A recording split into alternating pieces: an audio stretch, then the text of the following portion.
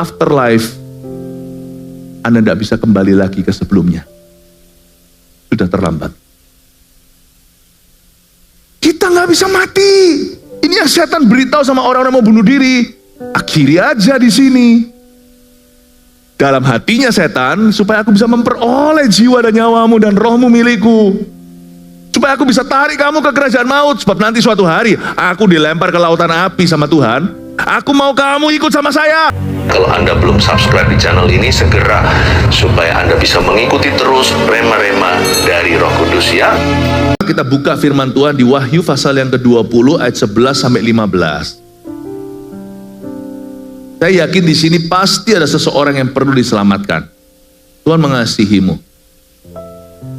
Wahyu 20 ayat 11 sampai 15 saya bacakan dulu. Lalu aku melihat suatu tahta putih yang besar dan Dia yang duduk di atasnya. Dari hadapannya lenyaplah bumi dan langit dan tidak ditemukan lagi tempatnya. Dan aku melihat orang-orang mati, besar dan kecil berdiri di depan tahta itu. Lalu dibuka semua kitab. Dan dibuka juga sebuah kitab lain, yaitu kitab kehidupan. Dan orang-orang mati dihakimi menurut perbuatan mereka, berdasarkan apa yang ada tertulis di dalam kitab-kitab itu. Maka laut menyerahkan orang-orang mati yang ada di dalamnya, dan maut dan kerajaan maut menyerahkan orang-orang mati yang ada di dalamnya, dan mereka dihakimi masing-masing menurut perbuatannya. Lalu maut dan kerajaan maut itu dilemparkanlah ke dalam lautan api. Itulah kematian yang kedua, lautan api. Dan setiap orang yang tidak ditemukan namanya tertulis di dalam kehidupan itu, ia dilemparkan ke dalam lautan api itu.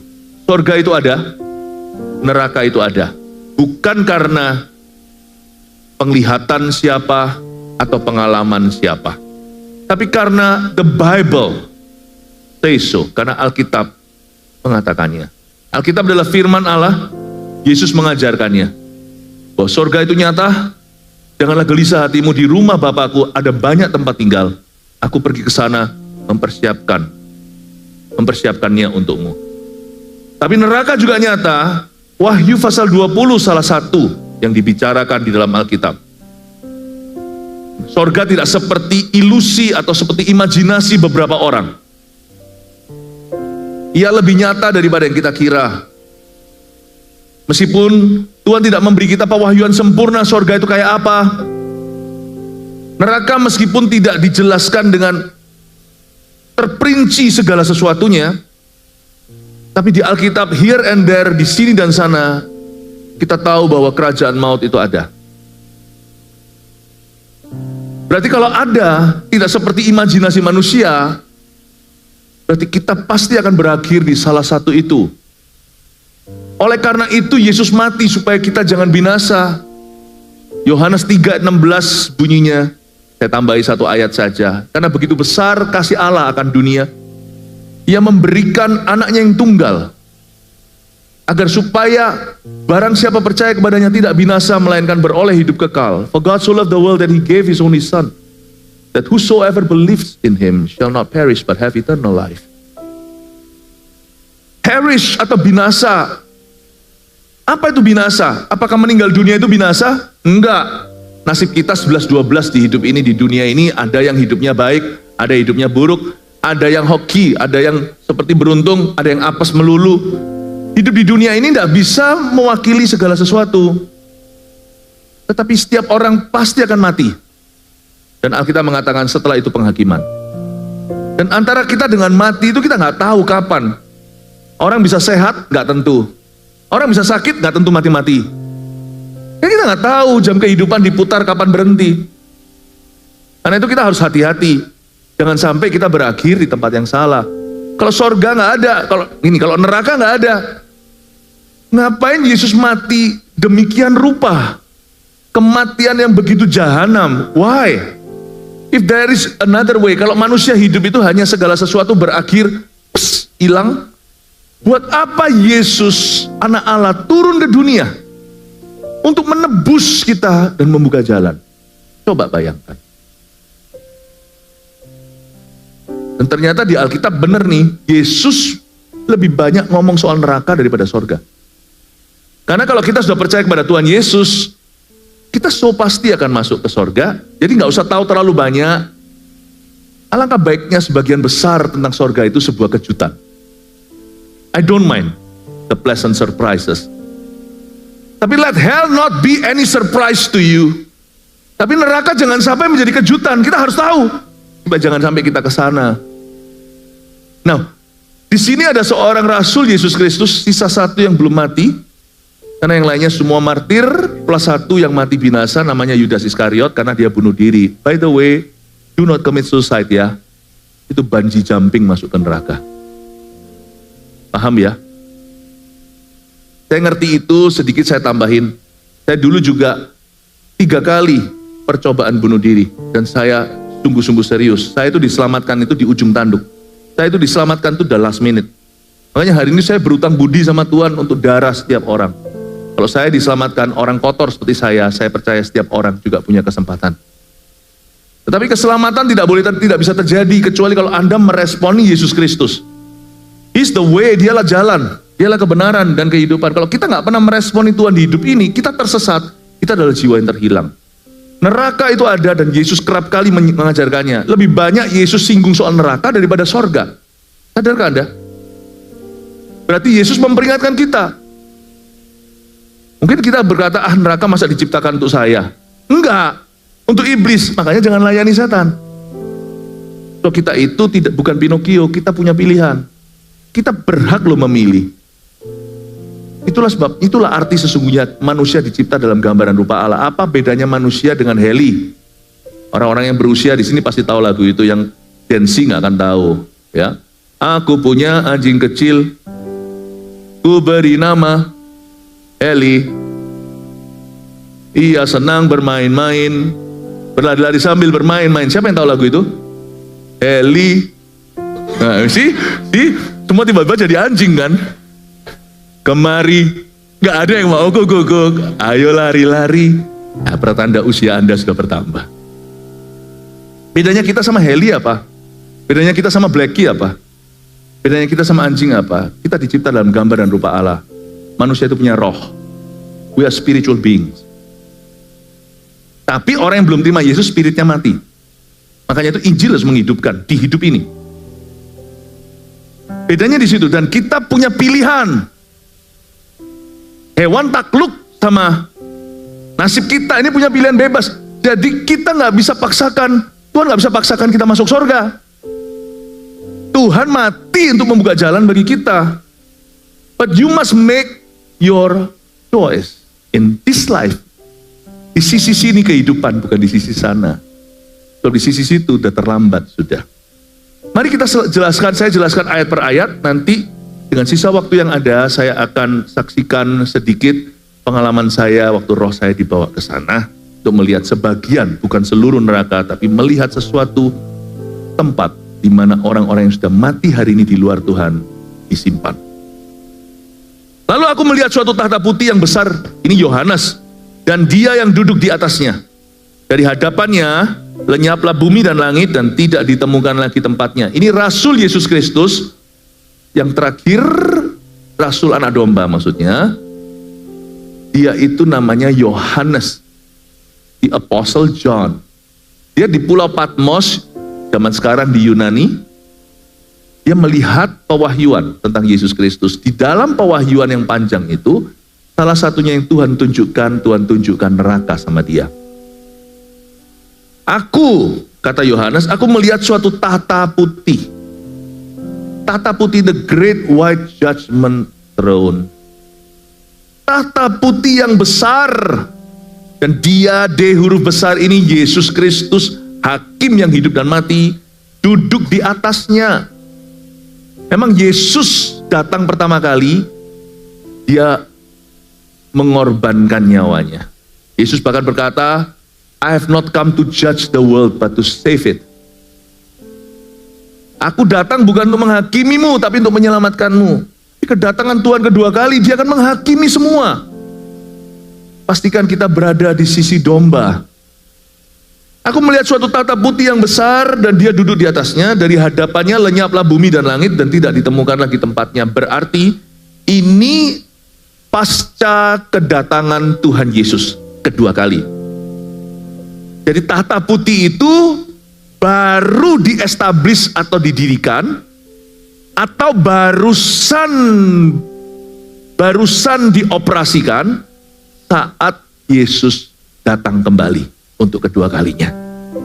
Ya, mari kita lihat apa yang terjadi sesudah itu, karena Wahyu adalah kitab nubuatan. Dan aku melihat ayat 12, orang-orang mati, besar dan kecil, berdiri di depan tahta itu. Wait, pause, tunggu dulu. Orang mati kok bisa berdiri? Coba kita kritisi. Kecuali kalau mereka tidak bisa mati, mereka hanya meninggal dunia. Orang mati besar dan kecil berdiri di depan tahta itu. Berarti orang mati kalau dia adalah manusia, he's more than alive. Dia lebih hidup setelah dia mati daripada sebelum dia meninggal dunia. Coba renungkan.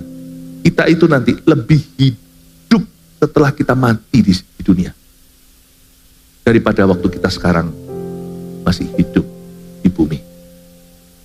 Berarti manusia nggak bisa mati.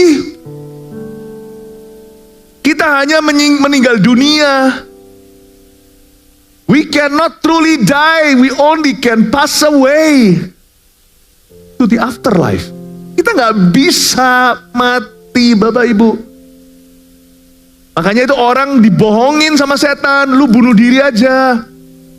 Karena kita kira itu escape atau itu pelarian. Setelah kita membunuh diri kita mengakhiri nyawa sendiri maksudnya, bebas. Salah. Keluar mulut serigala, masuk mulut singa. When you wake up on the other side, bahkan tidak ada satu detik saya yakin, in a split of a second, dalam waktu sekejap, kau bangun. Afterlife, Anda tidak bisa kembali lagi ke sebelumnya. Sudah terlambat. Kita nggak bisa mati. Ini yang setan beritahu sama orang-orang mau bunuh diri. Akhiri aja di sini. Dalam hatinya setan, supaya aku bisa memperoleh jiwa dan nyawamu dan rohmu milikku. Supaya aku bisa tarik kamu ke kerajaan maut. Sebab nanti suatu hari, aku dilempar ke lautan api sama Tuhan. Aku mau kamu ikut sama saya. Itu kan sifat setan. Misalnya, penembakan. Orang itu loh, ada orang kadang-kadang kalau kita lihat berita, lu mau mati ya mati sendiri gitu kan. Tapi kalau orang kesetanan beda ya pikirannya. Ya ambil senjata, kalau perlu ambil machine gun.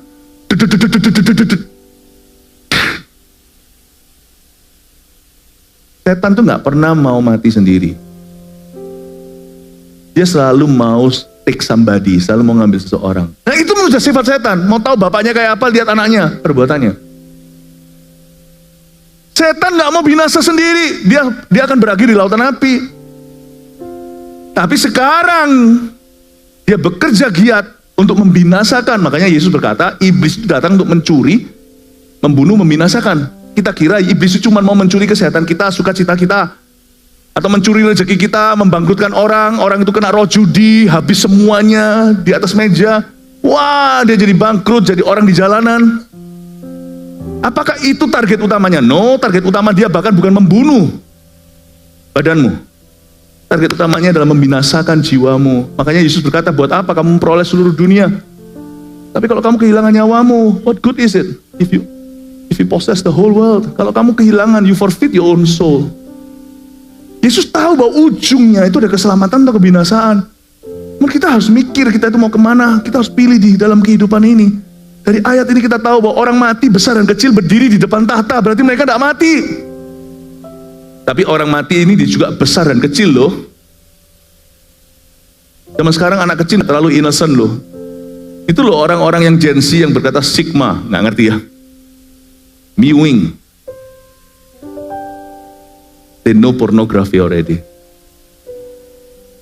Besar dan kecil itu juga bicara tentang size-nya, kaya miskin, segala ras, semua background, latar belakang, tapi juga bicara tentang usia. Tentunya saya nggak berkata bayi yang nggak tahu apa-apa.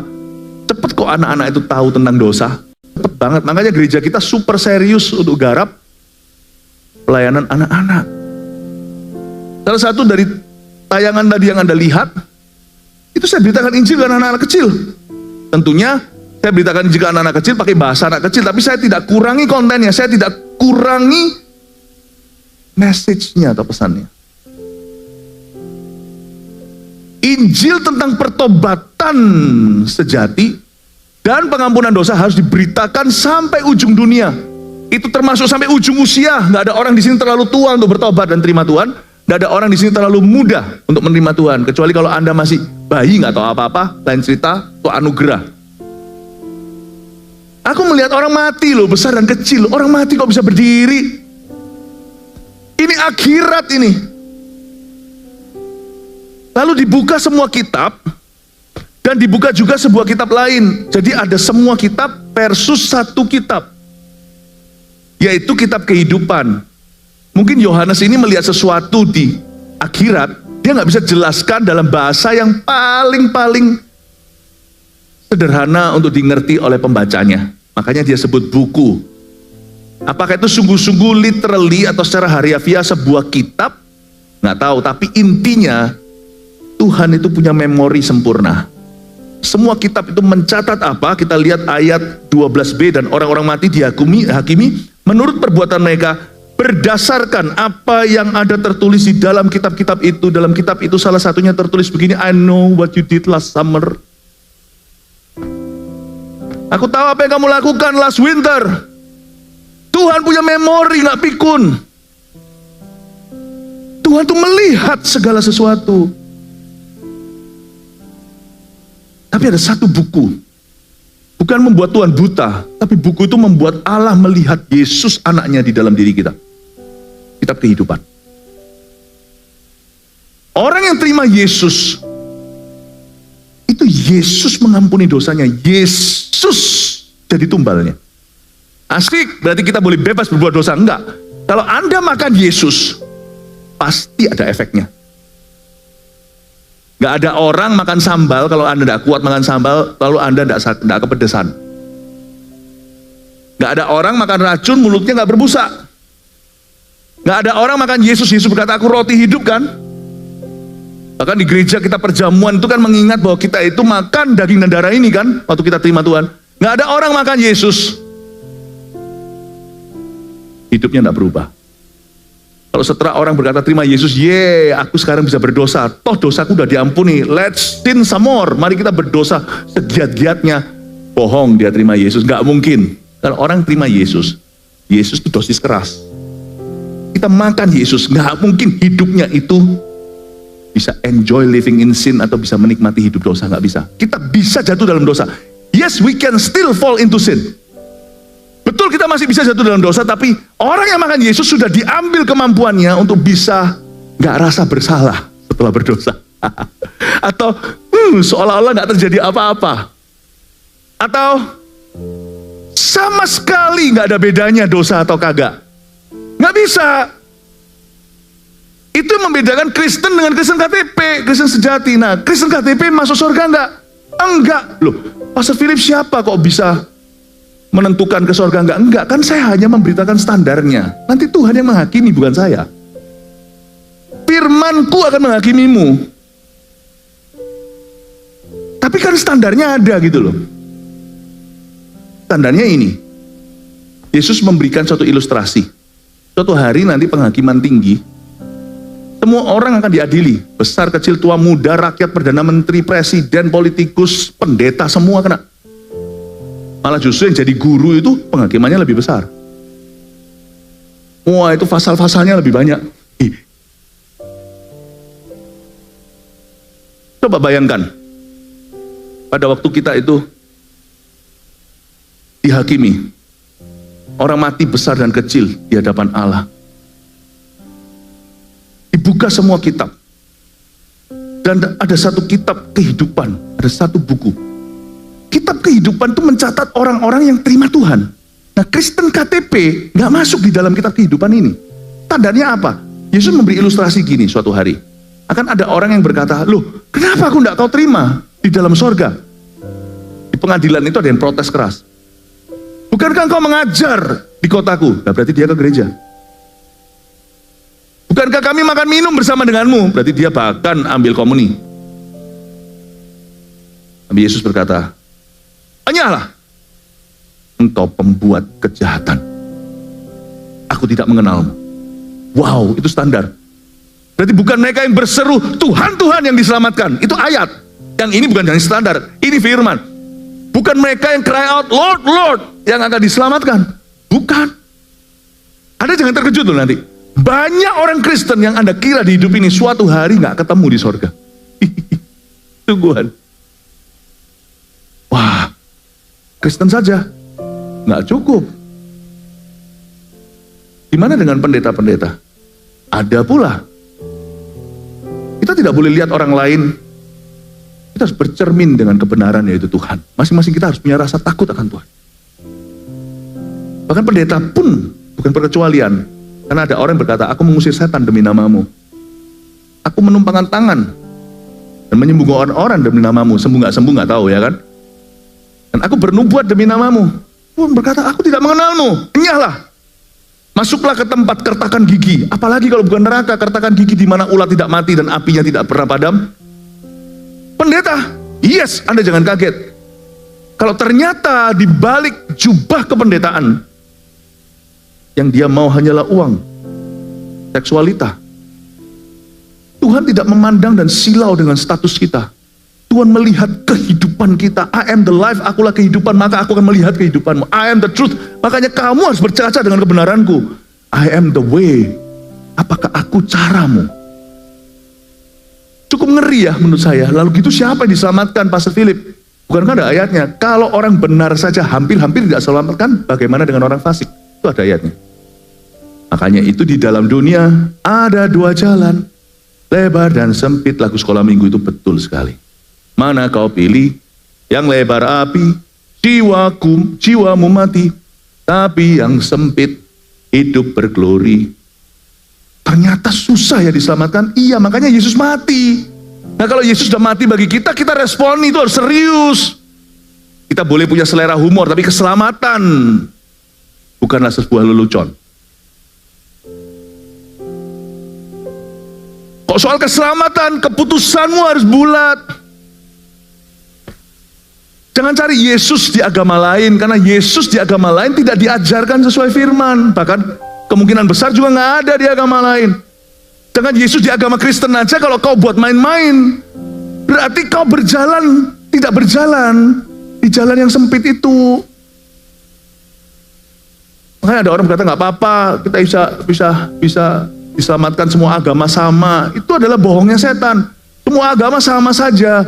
Yang beda cumanlah caranya atau jalannya. Gak bisa kita berkata begitu. Kita berkata, aku percaya Yesus, cuman aku percayalah itu salah satu jalan. Bohong. Gak konsisten tuh. Kalau Anda percaya Yesus, kenapa Anda gak terima kata-kata Yesus? Yesus berkata, aku satu-satunya jalan. Kalau Anda percaya Yesus, maka Anda percaya perkataannya. Kalau enggak kan namanya main-main. Aku percaya Yesus tapi saya punya versi saya sendiri. Kalau Anda berkata Anda percaya Yesus, I believe in Jesus, but He's not the only way. Are you joking? Are you joking? Sebenarnya kita itu memandang Yesus kayak apa sih? Kalau kita percaya Yesus, itu pandang Yesus sebagaimana seharusnya.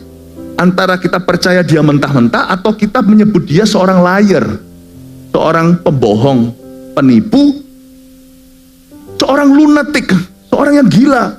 Karena dia berkata, aku satu-satunya jalan. Gak seorang pun datang kepada Bapa kecuali melalui aku.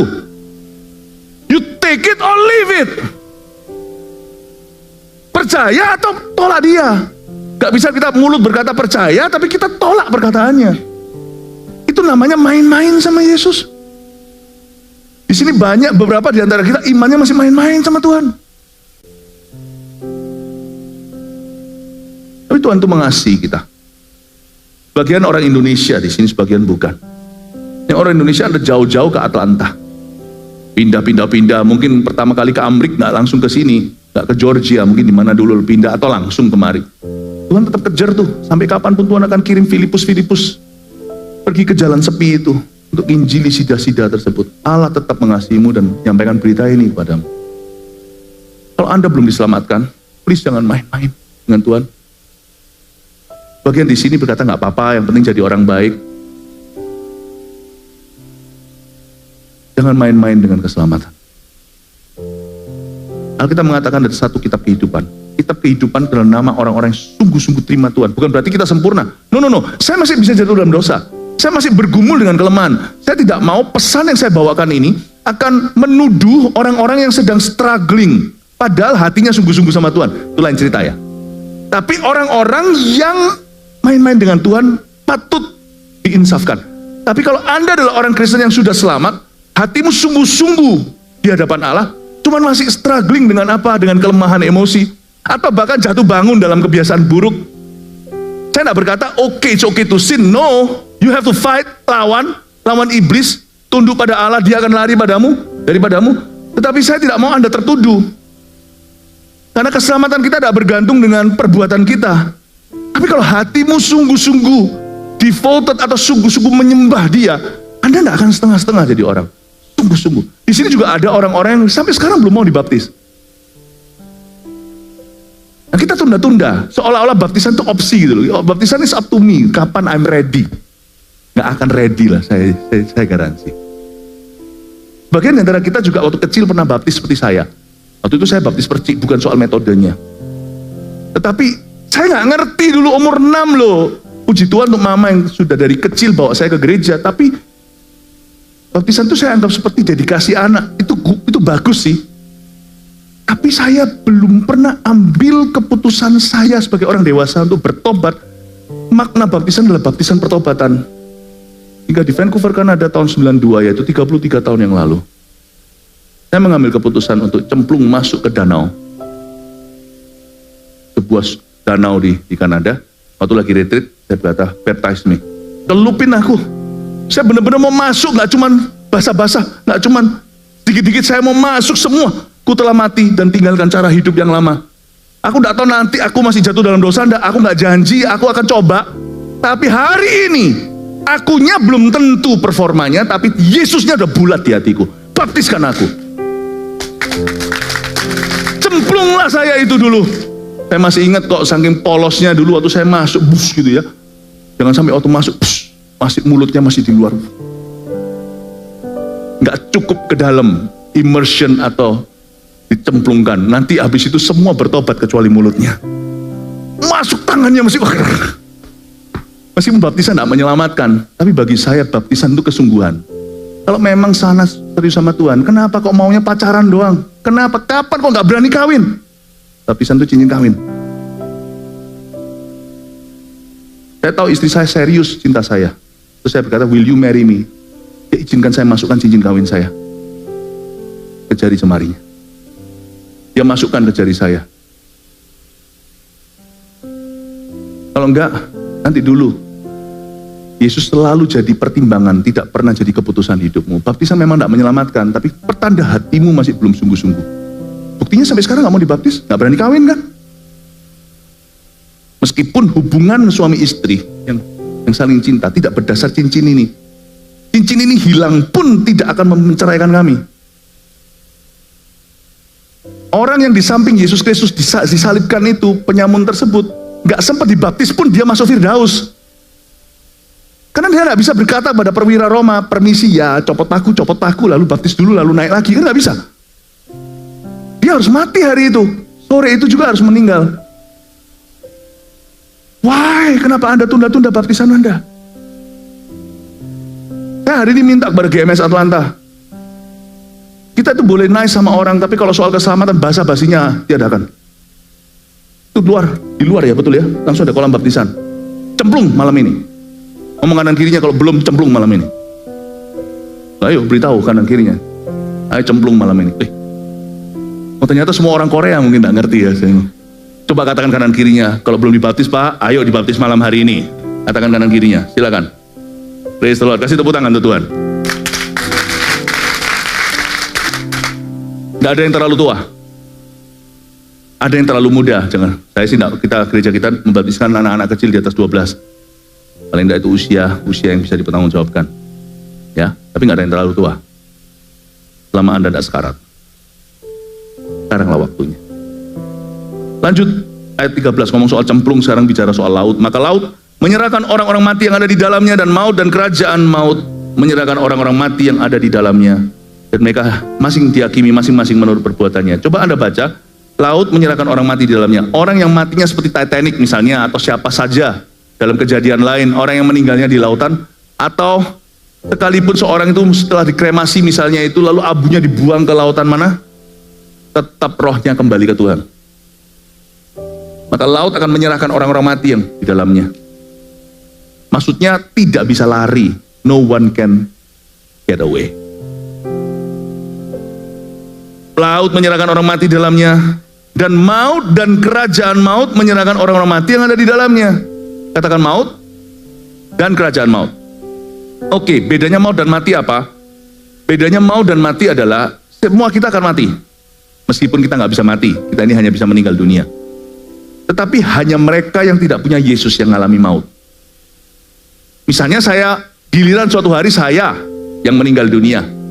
Saya dan maut sudah pisah selama-lamanya. Makanya itu ada firman-Nya untuk orang yang terima Tuhan. Hai maut, manakah sengatmu? Yesus telah mengalahkan maut. Maut itu bicara tentang kematian kedua. Kita hanya bisa mati sekali, meninggal dunia. Tapi orang yang binasa akan mati kedua kali, yaitu mereka hidup selama-lamanya dalam lautan api. Nah, maut itulah kematian kedua. Saya tahu bahwa saya sudah bebas dari itu. Saya telah menerima penebusan Tuhan itu bukan dengan instalasi, karena Tuhan berkata di atas kayu salib, sudah selesai, it is done, it is finished. Tuhan tuh gak gini loh, waktu kita terima Yesus ya, 33 tahun yang lalu, saya itu maju ke depan di sebuah gereja di Indonesia, di luar negeri ya, kayak di Atlanta, cuman saya di Kanada. Saya maju ke depan terima Tuhan itu, Tuhan gak berkata gini sama saya, ini Philip, aku tahu ini orang kayak apa. Dia berkata, wait and see ya. Kalau kamu bisa jadi a good boy, nanti Tuhan kasih keselamatan. You better watch out, you better not. Santa Claus is coming to town. Jesus ain't no Santa Claus. Tuhan bukan Santa Claus. Dia nggak menunggu wait and see, lihat dulu. Have you behaved? Apakah kamu sudah baik? Good boy atau or not? Apakah sudah berkelakuan sebaik-baiknya? Maybe 3 tahun dari sekarang, gua kasih keselamatan. Tuhan enggak. Hari itu juga, Yesus berkata kepada penyamun di sampingnya, hari ini kau dan aku di Firdaus. Bukan dengan installment atau instalasi. Yesus memberikannya lunas. 33 tahun lalu membuat saya terharu. Saya orang yang nggak bisa nangis sebenarnya. Saya orangnya keras banget zaman dahulu. Sekarang Tuhan melembutkan hati saya jadi cengengan kalau dalam hadirat Allah. Tapi saya terhadap setan saya tegas. Waktu saya maju ke depan, saya melihat terang. Saya nggak tahu yang gituan, ternyata pengalaman seperti itu sudah terjadi di Perjanjian Baru. Rasul Paulus pernah mengalami. Lalu Yesus disebut terang dunia. Saya punya pengalaman hidup beda dengan Anda, tapi setiap kita punya pengalaman sendiri dengan Tuhan. Waktu saya maju ke depan, ada terang itu yang bersinar depan saya, tapi saya nggak jatuh, nggak rebah, dan terang itu mengelilingi saya. Dan terang itu berkata, I am Jesus. Saya dengar suara audible, karena memang minggu itu saya melakukan percobaan bunuh diri 3 kali, dan hampir berhasil. Andai saya berhasil, saya pasti hari ini sudah meringkuk di kerajaan maut. Belum lautan api, karena belum Yesus datang kembali. Tapi tempat di mana orang-orang mati di laut, di darat, semuanya itu orang yang mengalami maut. Mereka disimpan di mana? Di kerajaan maut. Tapi nanti ayat-ayat berikutnya dikatakan, maka maut dan kerajaan maut menyerahkan orang mati yang ada di dalamnya. Mereka masing-masing dihakimi menurut perbuatannya. Laut ayat 14, lalu maut dan kerajaan maut itu dilemparkanlah ke dalam lautan api. Itulah kematian yang kedua, lautan api. Itu nanti. Tapi sekarang ini semua orang dari Adam dan Hawa yang belum bertobat meninggal dunia, tidak terima Tuhan, maka dia binasa.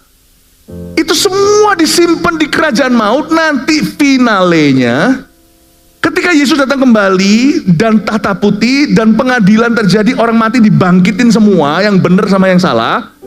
Lalu baru nanti akan ada verdict atau akan ada ketok palu.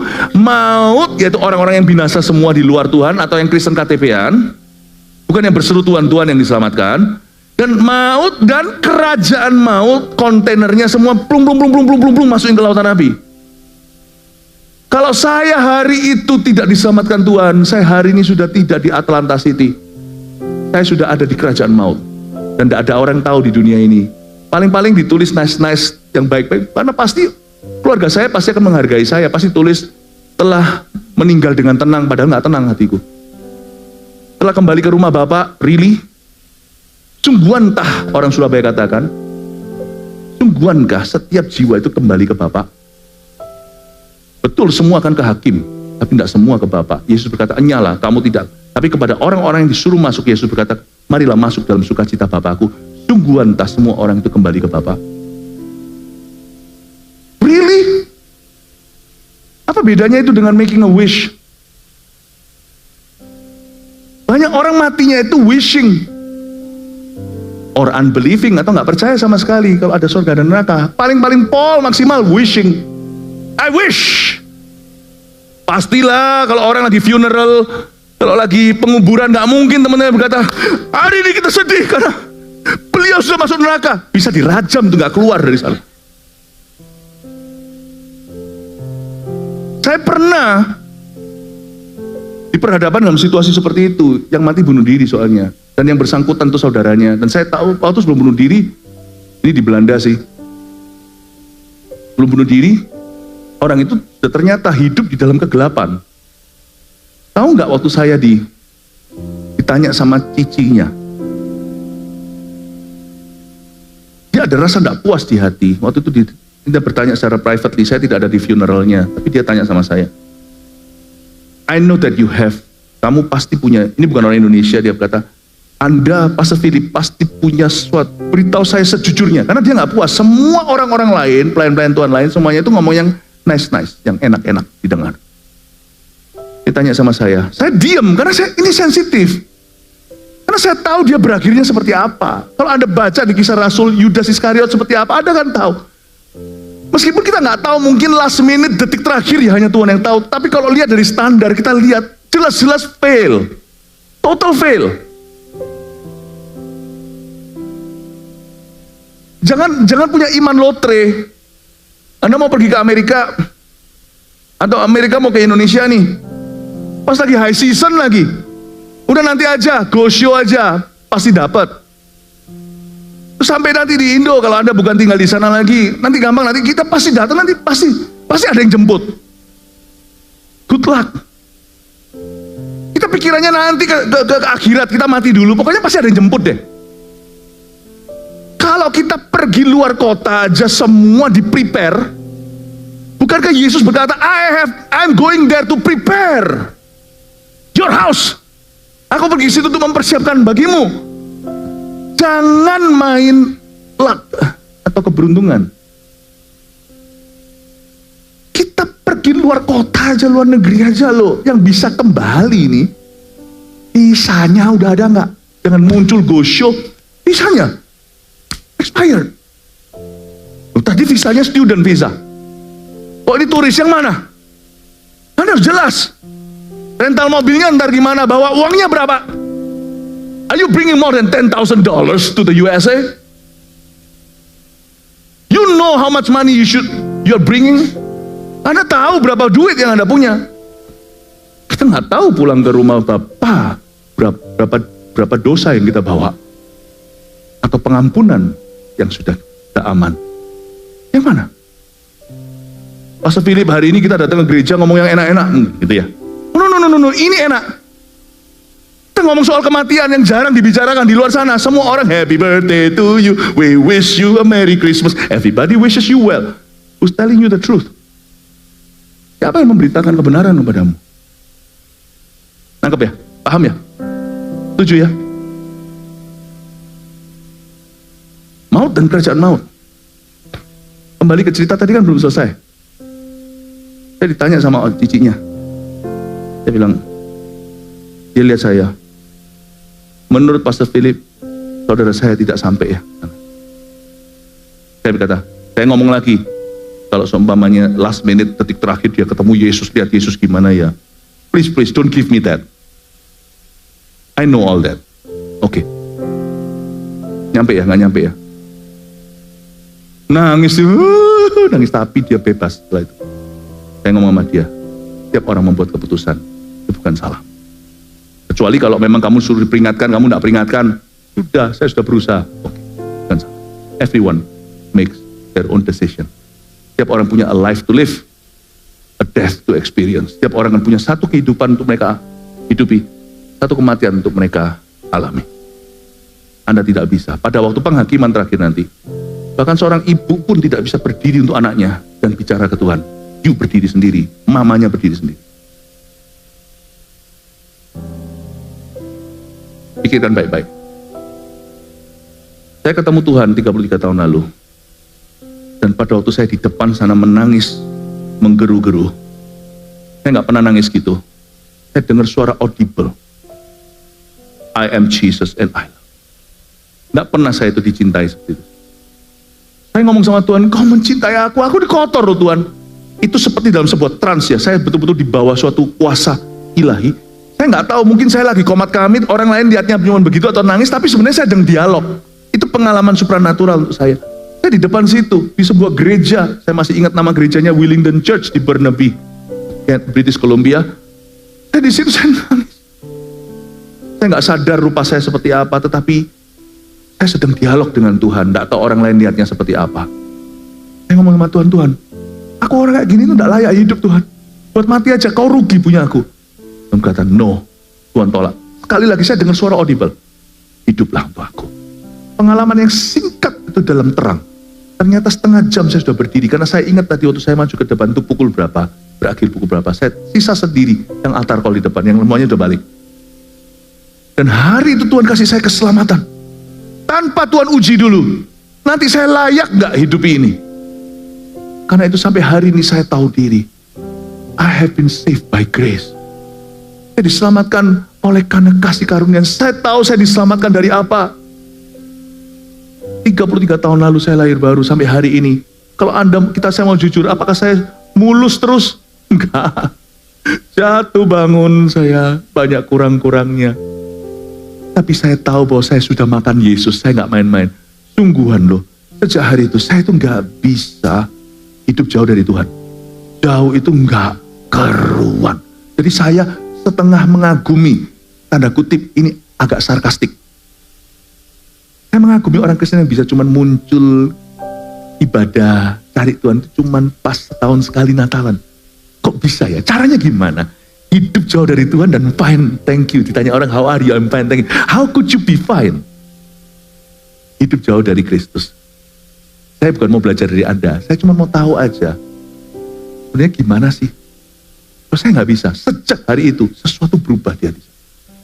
I would be the most miserable man, saya akan jadi orang yang paling payah, penyok sungguh-sungguh. Emosi saya, perasaan hati saya semuanya kalau saya jauh dari Tuhan. Dan sungguhan saya nggak mampu hidup tanpa Dia. Semoga Anda makan Yesus hari ini. Bukan hanya dengarkan sebuah ceramah.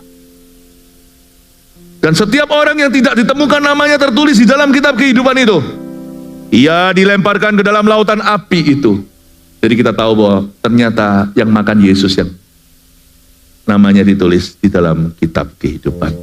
4 poin yang saya kasih apa kata Alkitab tentang neraka sebagai summary, lalu saya kasih kesaksian.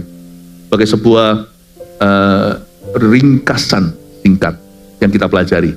Manusia tidak bisa mati tapi meninggal dunia. Number 1. 2, setiap orang kan diadili tanpa kecuali. Semua Anda, termasuk saya.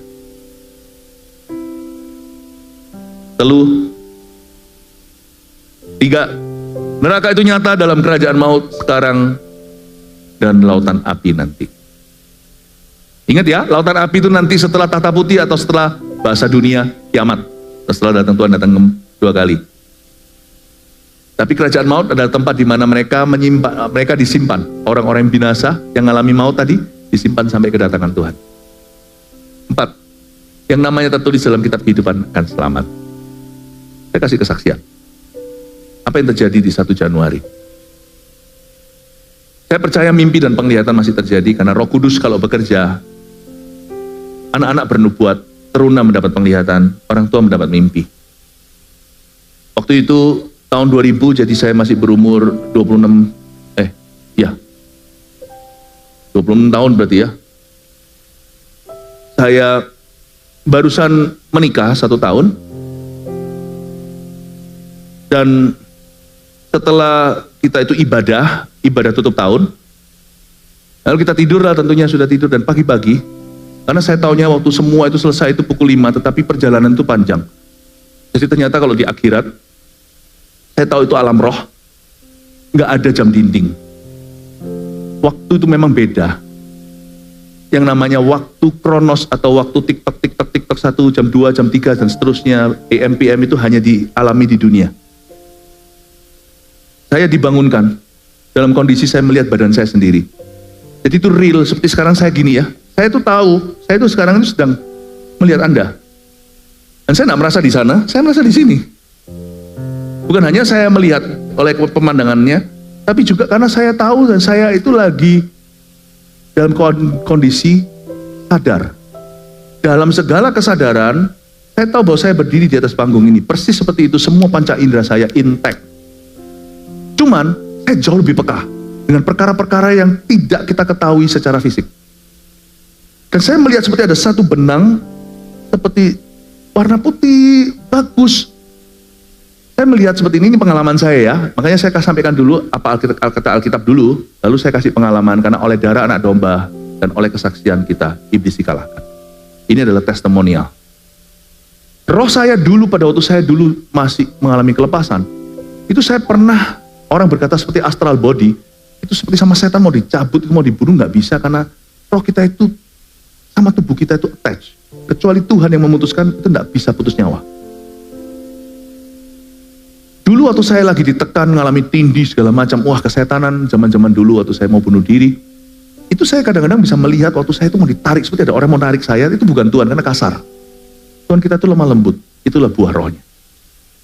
Dan saya bisa melihat, itu saya itu abu-abu yang kental gitu, dan tidak damai melihatnya. Saya melihat seperti ada benang itu abu-abu kental, karena roh saya memang mati, kayak abu.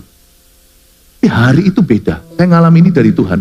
Gak pernah saya alami seperti ini, tapi hari itu beda. Saya melihat yang mengikatkan saya dengan badan saya itu, warnanya itu bukan putih seperti yang Anda kira putih gitu, tapi putih kebiruan bagus sekali, dan itu damai, dan itu tenang, seperti sebuah benang.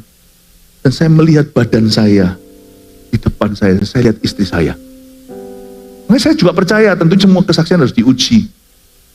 Ada orang-orang yang sudah mati secara klinis, dokternya sudah pompa-pompa sebenarnya, tapi dia bisa lihat semua kejadian itu nanti waktu dia bangun, karena Tuhan kasih dia kesempatan hidup, ya, dia ceritakan kejadian itu sungguhnya terjadi. Gak mungkin karena dia dalam keadaan tidak sadar dan sudah lurus, dia tahu semuanya siapa dan siapa di ruangan dan pakai alat apa.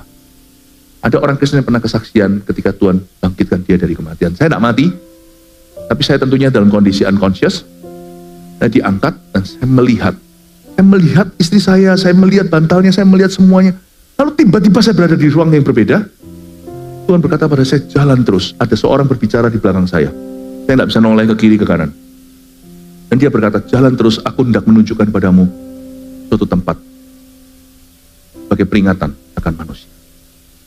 Saya berjalan, dan menurut Tuhan, saya mau noleh itu nggak bisa, tapi saya damai karena dia bersama dengan saya, dan saya hafal suaranya. Bukan karena audible, tapi saya tahu suara itu. Saya tahu bukan dari karakter jasmani suara tersebut, tetapi dari karakter sifatnya. Saya rasa damai, dan suara itu adalah suara gembala saya, gembala agung saya. Berjalanlah saya cukup lama, dan saya lihat di situ lalu lalang tempat banyak roh jahat dalam berbagai wujud, tidak seperti horor film, tapi dalam segala macam kelibet-kelibet gitulah bahasa saya, kalau bahasa Surabaya kelibet-kelibet gitu, cepet-cepet gitu. Mereka seperti di dalam dimensi yang kita tidak kenal, itu berjalan lalu lalang ke sana seperti hendak menuju satu tempat dan pergi dari tempat itu. Keluar masuk roh jahat itu dari jalan itu, semua jalan ke jalan yang bau bukan main, kering bukan main, nggak ada oksigennya. Tapi saya nggak nafas pakai paru-paru karena paru-paru saya ada di kamar di Surabaya. Saya di situ, Tuhanlah menjadi sumber kehidupanku. Saya berjalan, tempat itu perjalanannya panjang dan penuh dengan kotoran. Sampailah setelah perjalanan panjang, nggak mungkin itu 1 jam, itu lama sekali karena saya ngerti waktu itu terasa seperti apa persis di situ, cuman di situ nggak ada waktu. Berdirilah saya di sebuah gerbang yang ujungnya tidak kelihatan. Benar-benar lebar, jadi ingat saya lagu itu, di dalam dunia ada dua jalan. Gede banget itu, ujung sama ujung gak kelihatan, dan atasnya itu ada tulisan yang gentayangan yang bergerak-gerak, dan tulisan itu Tuhan pasang di situ, dan tidak ada yang bisa mencabutnya. Dalam tulisan itu seperti dalam bahasa malaikat yang artinya lembah kekelaman, lembah penyiksaan. Dan suara di belakang saya berkata, bukalah pintu ini, I want you to see. Dan dalam segala ketakutan saya buka, tapi pintu itu sebelum saya buka, dia terbuka sendiri. Pintu itu terbuat yang saya lihat, saya ngerti seperti bahasa penglihatan, itu seperti buku, seperti apa, tidak seperti apa-apa, sulit untuk dijelaskannya. Tapi pintu itu saya tahu kalau saya pegang, orang waras tahu kalau saya sampai jama, tangan saya pasti akan terluka. Itu pintu seperti terbuat dari kayu yang kasar, yang lapuk, yang tajam, seperti kayu salib gitu. Itu sudah di luar penebusan Kristus. Dan waktu saya buka pintu itu, kegelapan itu bisa keluar. Biasanya kalau kita buka pintu, nyalain lampu, kegelapan ya sirna. Ini kegelapannya itu bisa jalan. Makanya saya ngerti kenapa disebut dengan spirit of darkness. Dan waktu saya buka itu, baunya setengah mati, baunya itu nggak tahan, tapi Tuhan yang tahan. Tuhan memberi saya kekuatan di belakang saya. Itu bau daging terbakar. Tapi saya nggak lihat api sama sekali, karena itu bukan lautan api. Itu adalah tempat, saya tanya sama Tuhan, ini apa lembah penyiksaan? Orang di belakang saya berkata bahwa ini adalah tempat untuk di mana orang-orang yang binasa disimpan. Siapa yang menjadi raja di situ? Tuhan raja di atas segala raja, tapi tentunya di situ ada rajanya. Lucifer adalah rajanya. Karena kerajaan maut itu, Anda harus tahu, hari ini iblis dan antek-anteknya belum dilempar ke lautan api. Dia masih bebas. Dia hanya tidak bebas bekerja di kota atau di rumah di mana ada orang-orang Kristen yang lahir baru yang penuh Roh Kudus mengikat dia dengan kunci kerajaan sorga. Dan di negara di mana orang-orang Kristen berdoa, anak-anak Tuhan berdoa, maka di situ dia tidak bisa merajalela. Setan itu belum dihukum. Kita hanya bisa dihakimi oleh anak-anak Tuhan yang mengeksersis, yang mempraktekkan imannya. Makanya terjadi kelepasan dan sebagainya. Tuhan itu baik memecah-mecah kekuatan setan di seluruh dunia. Sehingga kalau misalnya Amerika bejat, Indonesia nggak ikut. Indonesia nanti kalau kacau okultisme, sana nggak ikut. Iblis itu dipisah-pisah dengan yang namanya samudra dan lautan. Kalau enggak, manusia bisa sekaligus memberontak sama Allah dan binasa dalam sehari. Jadi setan itu belum dilempar ke lautan api. Jadi saya melihat di sana itu gentayangan semua spirit. Dan tempat itu penuh, jubel-jubel penuh. Nah, seperti hari ini ya, di banyak negara, gereja itu kosong-kosong. Memang betul-betul setan itu populer sih. Itu sungguhan. You see? Tidak semua orang yang diselamatkan. Bukan karena Tuhan tidak mau, karena mereka tidak mau. Jubel-jubel di sana banyak sekali, luar biasa. Dan terang di belakang saya itu menerangi sehingga saya bisa melihat sedikit. Saya melihat itu bisa dari sini sampai yang, ya sampai belakang situlah, masih bisa lihat. Saya bisa melihat, dan saya melihat berbagai macam adegan di sana. Ternyata di tempat kerajaan maut setan belum disiksa. Makanya setan itu tahu ketika di Gerasa Yesus datang, itu loh yang rohnya masuk ke babi, dia sudah berkata, dia takut. Tapi Tuhan itu kan tidak pernah mengingkari firman-Nya sendiri. Waktunya belum tiba. Setan itu ketakutan dulu, dia paranoid. Dia berkata, apakah engkau anak Allah datang ke sini untuk menghukum aku sebelum waktunya? Suruh aku masuk ke babi. Ya. Jadi setan tahu bahwa suatu hari dia akan dilempar ke lautan api, tapi sekarang belum waktunya. Dan di sana saya melihat, semua roh-roh jahat itu benar-benar telah memiliki setiap roh manusia yang sudah binasa itu. Mereka semua sudah jatuh ke tangan iblis. Dan setan itu banyak. Saya lihat, banyak Paul. Saya nggak tahu persisnya, karena saya dalam keadaan panik, tapi untung Tuhan kasih saya damai sejahtera, damai keselamatan, yang saya terima 33 tahun lalu itu, menyertai saya kemanapun saya pergi, termasuk dalam pengalaman. Ada sebuah immense peace. Tapi saya panik secara emosi, karena saya lihat semua penyiksaan yang terjadi, dan iblis itu menjadikan mereka bulan-bulanan di kerajaan maut. Salah satu yang saya lihat, dari ujung sebelah sana itu ada banyak roh-roh jahat. Saya saya tidak bisa jelaskan wujudnya, tetapi mereka kelibat-kelibat tadi, itu membawa satu orang yang dibopong oleh mereka rame-rame. Kadang-kadang saya bisa kelihatan orang, kadang enggak, karena terlalu banyak yang mengerumuni dia. Dibawa dari sedikit ke tengah, dibawa kembali ke pintu gerbang. Anda perlu tahu, orang-orang yang berada di ujung pintu gerbang itu adalah orang-orang yang baru mati. Yang di ujung sana-sana itu lautan api, gak ada satu pun berani deketin. Setan gak berani deketin, roh-roh jahat gak berani deketin, manusia gak ada satu pun yang dekat situ. Sebab siapapun yang mendekat ke lautan api itu, ulat-ulatnya akan muncul. Dan gak bisa mati. Saya mendapatkan pengertian waktu saya tanya sama Tuhan, Tuhan apa ujung-ujung itu? Kenapa kok belum ada satu pun baik setan, roh jahat maupun manusia yang dimasukkan ke lautan api itu sebelum tahta putih?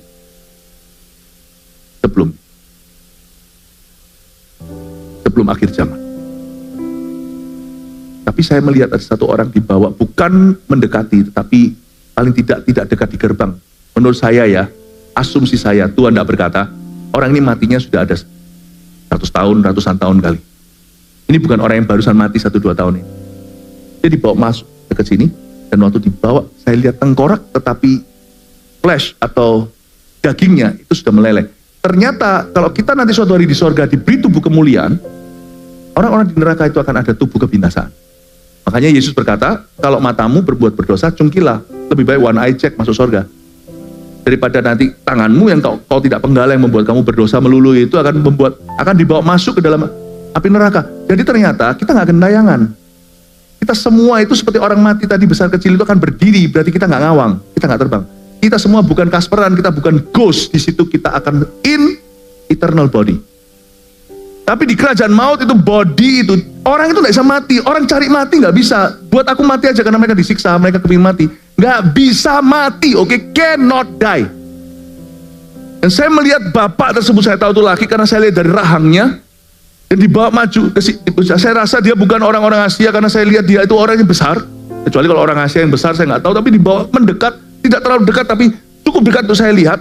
Dan mereka semua tertawa-tertawa dan mereka mencanting-canting seperti mantra-mantra yang membuat bulu kuduk berdiri. Dan di antara mantra-mantra itu tiba-tiba saya pick up a word yang Tuhan buka telinga saya untuk mengerti. Mereka berteriak, masturbasi, masturbasi. Ternyata dosa seks bukan dosa pertama, tapi juga dosa purbakala. Masturbasi, masturbasi. Ya tentunya pria itu nggak bisa apa-apa. Saya tanya sama Tuhan, kenapa kok orang ini dibawa dari situ, dibuat main-main? Dia itu sudah terdorong, tergeser sendirinya dalam antrian. Tapi nggak ada satu orang pun mendekati ke lautan api itu, sampai satu titik mereka berhenti. Itu saking penuhnya tempatnya. Dan karena dia ini dibuat main-main, maka dibawa lagi kembali ke antrian pertama. Dibawa lagi ke dekat gerbang. Dan orang ini, tidak ada satupun setan berani jamah. Kemarin pada waktu di New York, saya jelaskan adegan yang lain, saya lihat itu mereka semua all over her. Ini dosa perzinahan all over her. Tapi yang ini tidak ada yang berani jamah, karena dia sudah keluar ulatnya. Ketika dia berkata, masturbasi, masturbasi, pria itu juga tidak berkutik, tapi saya tahu is in great pain, dalam sakit yang luar biasa. Ulat itu semburat keluar dari semua lubang mukanya. Dan lubang kemaluan. Dia seorang pria, tapi kemaluannya sudah meleleh badannya. Karena dia mendekati ke sana sedikit, siapa menghirup belerang yang di sebelah sana, ulat-ulat yang tidak mati-mati, tertakan. Dan orang itu hanya berkedip-kedip, tertakan gigi, jaw atau rahangnya terkatup-katup. Dia tidak bisa teriak, mungkin dia teriak, kita tidak dengar karena di situ rame banget. Rame terdengar hujatan demi hujatan yang tidak henti-hentinya. Rame terdengar, tapi tidak ada satupun yang sanggup lagi menyebut Yesus di mulutnya. Mereka hanya bisa menghujat Allah pakai nama umum Tuhan, yaitu Tuhan, Allah, itu aja, Tuhan maksudnya. Just God in general. Tapi mereka tidak bisa sebut Jesus Christ. Tidak bisa. Kalau mereka sebut itu, mereka selamat. Dan saya melihat di situ pria itu dijadikan bulan-bulanan, tapi tidak satu pun roh jahat itu berani pegang, karena seluruh roh jahat itu sekalipun mempermainkan dia, karena setan itu personalitinya, kepribadiannya seperti Joker gitu ya, gila gitu ya. Makanya tidak heran orang kalau benar-benar ditekan setan, all kinds of depression, semua depresi akan tiba di dalam diri orang itu. Tapi mereka sekalipun gila, mereka takut, mereka takut, mereka tidak ada satupun yang berani pegang. Karena orang yang sudah menghirup ke dekat sana, semua belerangnya ulatnya akan tumbuh sendiri dari dalam. Dan itu semburat keluar dan membuat saya hampir muntah dalam tidur saya. Kata Tuhan, saya teriak-teriak, tapi saya nggak mau teriak di sini. Saya bilang, stop. Dan bolak-balik kalau setiap kali saya paksa Tuhan, hentikan, bawa orang itu hidup, kasih dia kesempatan lagi. Saya cuman Roh Kudus dalam diri saya memberi saya ayat. For everyone to live is once, then judgment. Bagi setiap orang hidup hanya sekali, lalu pengadilan. Saya tidak dapat apa-apa, kecuali saya mendengarkan Juru Selamat saya sesekukan menangis di belakang saya. Saya dengar satu orang, bahkan nafasnya pun sepertinya saya bisa merasakan. Seseorang di belakangku menangis, saya mau noleh, tidak bisa. Leher saya dibuat kaku, tegar tengkuk, melihat ke depan. Dan dia menangis sekukan, tidak menjawab saya. Tapi roh Allah yang sudah ada di dalamku, munculkan ayat-ayat rema. For man, a man to live is only once. Hidup manusianya sekali. Setelah itu, bukan Tuhan tidak mau keluarkan. Orang itu memang telah memilih seumur hidupnya. Mau. Tuhan tidak bisa melanggar hak ciptanya. Bahwa setiap kita dicipta dalam gambar dan rupa Allah, berarti setiap orang punya pilihan. Bapak, Ibu, Saudara, nomor 1, Anda yang belum diselamatkan, berilah dirimu diselamatkan dan didamaikan dengan Allah. Nomor 2, Anda yang sudah diselamatkan, preach the gospel, will you? Don't be a coward. Jangan jadi pecundang. Beritakan Injil. Mau tahu kenapa kita beritakan Injil mati-matian? Kalau tidak ada neraka? Ngapain mending liburan? Tapi karena ada sesuatu yang menunggu, penghakiman yang menanti, maka berita ini harus sampai kemana-mana. Karena begitu besar kasih Allah akan dunia, yang menyerahkan anak yang tunggal supaya barang siapa percaya tidak binasa, melainkan beroleh hidup yang kekal. Saya sudah lakukan bagian saya harap Anda membuat pilihan. 1 Petrus 4 ayat 7. Kesudahan segala sesuatu sudah dekat. Karena itu, kuasailah dirimu dan jadilah tenang, supaya kamu dapat berdoa. Saudara yang terkasih, terima kasih telah mendengarkan firman Tuhan hari ini.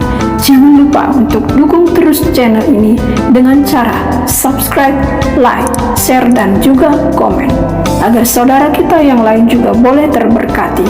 Tuhan Yesus memberkati kita.